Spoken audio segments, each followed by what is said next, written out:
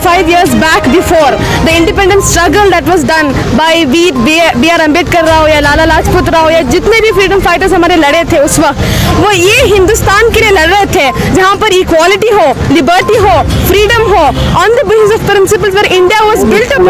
अंग्रेज काबिज होने के बाद यहाँ अपनी हुकूमत को बाकी रखने के लिए उसने डिवाइड एंड रूल की पॉलिसी अपनाई और जब तक वो पॉलिसी कामयाब रही वो हाकिम बना रहा।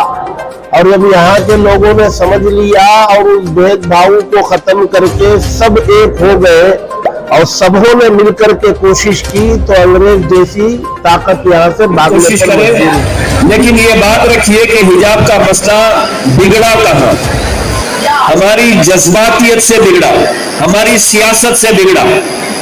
जिस यूरोपी की जूनियर कॉलेज में यह मसला पैदा हुआ, वहां के मैनेजमेंट ने और वहां के एमएलए ने उनसे कहा कि यूनिफॉर्म का जो कलर है उस कलर का हिजाब डाल कर आओ, कोई मसला नहीं। बाद पहले से ही ये जगह मुसलमानों का है, मुसलमान का ईदगाह पर यूज हो लेकर है और जो कब्जा और जो भी इसका जो प्रॉपर्टी कोई भी ऑब्जेक्शंस नहीं था।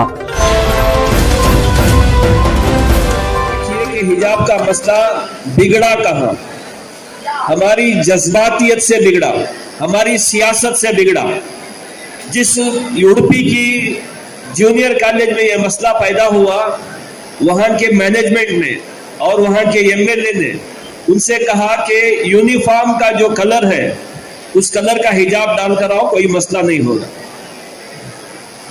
लेकिन कुछ बाहर के सियासतदानों ने, कुछ जज्बाती नौजवानों ने उनको जोर दिया कि हम काला ही ओढ़ेंगे, हम यूनिफॉर्म के कलर का हिजाब नहीं ओढ़ेंगे।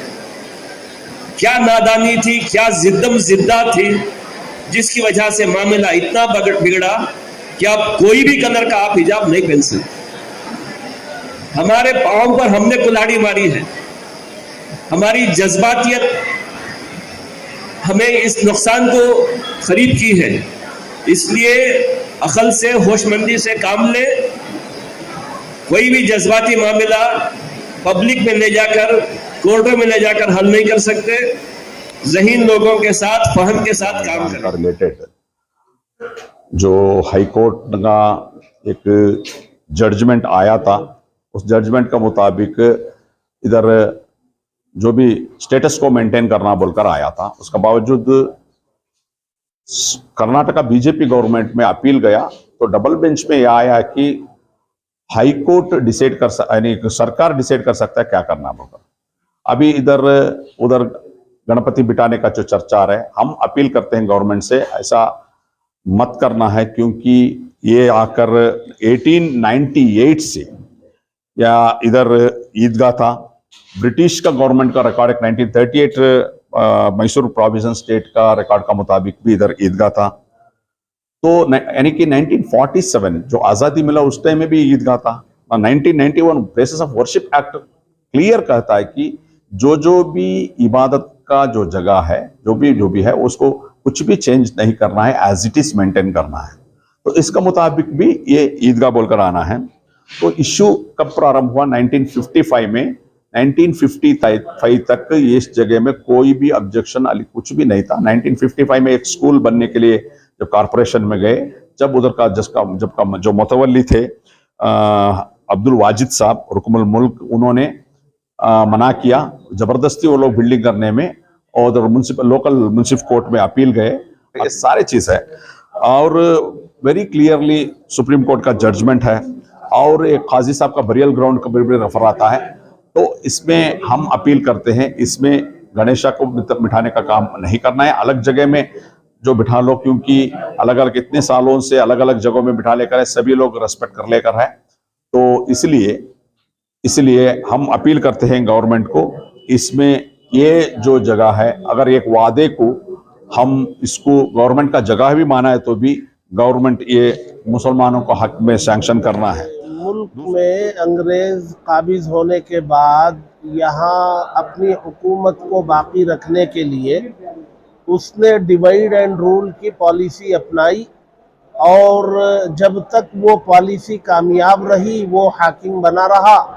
और जब यहाँ के लोगों ने समझ लिया और उस भेदभाव को खत्म करके सब एक हो गए और सबों ने मिलकर के कोशिश की, तो अंग्रेज जैसी ताकत यहाँ से भागने पर मजबूर हुई।